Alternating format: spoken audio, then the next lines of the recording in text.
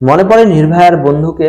সে মরিয়া লড়াই চালিয়েছিল বান্ধবীকে বাঁচাতে। আজ থেকে 13 বছর 3 মাস আগে 2012 সালের 16ই ডিসেম্বর চোখের সামনে দেখেছিল চলন্ত বাসে তার বান্ধবীকে ধর্ষিত হতে। লোহার রডে নির্বিকার আঘাতে অজ্ঞান হওয়ার আগ মুহূর্ত পর্যন্ত সে মরিয়া লড়াই চালিয়েছিল বান্ধবীকে বাঁচাতে, কিন্তু পারেনি।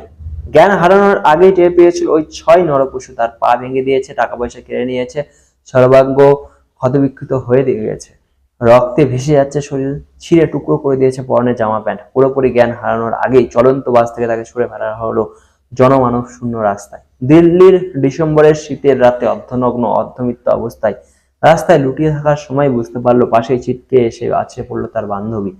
যখন তার দুজন প্রায় নগ্ন, বিভস্ত, গুরুতর আহত, ভিন্ন ভিন্ন কারণে রক্তাক্ত কানে আসছে মৃত্যু ঘণ্টা, তার মধ্যেই ঘাড় ঘুরিয়ে তাকালো, দেখলো বান্ধবীর সারা শরীর ভেসে যাচ্ছে রক্ত, সম্পূর্ণ অবেচেতন, নিরাবরণ। বাঁচতে হবে, বাঁচাতে হবে বান্ধবীকে, এই তাগিদটা ওই অসহায় অবস্থাতে তাকে তাড়া দিল। ভাঙা পা নিয়ে কোনো ক্রমে উঠে দাঁড়ালো সে। একের পর এক গাড়িতে দাঁড়ানোর চেষ্টা করলো, বান্ধবীর শরীরে ঢাকার জন্য একটা চাদর ভিক্ষা চাইলো গাড়িওয়ালা বাবু বাবিদের কাছে। কেউ সাড়া দিল না। শারীরিক এই অবস্থাকে অবশেষে 40 মিনিট চেষ্টা চালানোর পর একটা গাড়িকে দাঁড় করাতে পারলো। পা ভাঙ্গা, গায়ে জামাকাপড় প্রায় নেই, একটা টাকাও সঙ্গে নেই, সারা শরীর থেকে রক্ত ঝরছে।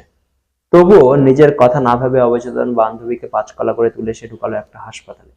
ভর্তি করালো বান্ধবীকে। পুলিশে খবর দিল, বান্ধবীর বাবা মাকে হাসপাতালে আসতে বললো। তখনও তার শরীর থেকে রক্ত ঝরেই চলছে। অর্ধমৃত অবস্থাতেও বান্ধবীকে বাঁচাতে সব কাজ করার পর আর পারল না। জ্ঞান হারিয়ে লুটিয়ে পড়লেই হাসপাতাল চত্বরে। একজন বন্ধুকে বাঁচাতে প্রকৃত এক বন্ধু যা করা উচিত তার থেকেও বোধহয় বেশি কিছু করলো ওই আত্মরা অবস্থাতেই। অথচ সিনেমার মতো এমন কিছু তো নাও হতে পারতো সেই অভিশপ্ত রাতে। বাসের মধ্যে যখন বুঝলো ঝামেলা জোড়াতে চলেছে, বান্ধবীকে ফেলে পালিয়ে যেতে পারতো, সে পালায়নি। জনমানব শূন্য রাস্তায় যখন তার ছুঁড়ে ফেলা হলো, তখন তার জ্ঞান থাকলো, বান্ধবী অজ্ঞান। সেই অবস্থায় বান্ধবীকে ফেলে পালিয়ে যেতে পারতো, সে পালায়নি।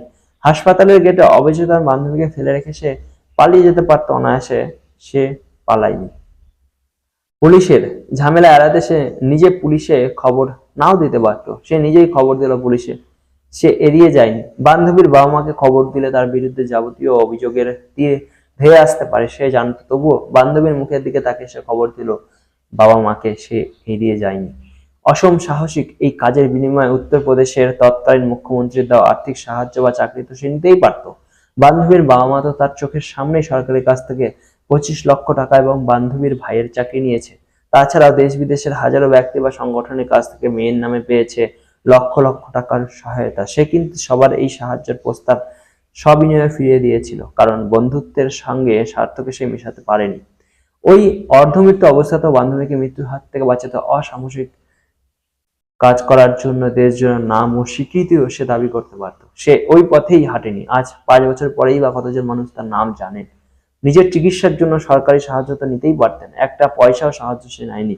দেশ বিদেশের বিভিন্ন চ্যানেলে সে সময় লাগাতার মুখ দেখিয়ে লক্ষ লক্ষ টাকা উপার্জন করতে পারত, করেনি। আজই বা কটা লোক তার মুখ চেনেন? যদিও বন্ধুত্ব না হয়, তাহলে কাকে বন্ধুত্ব বলে?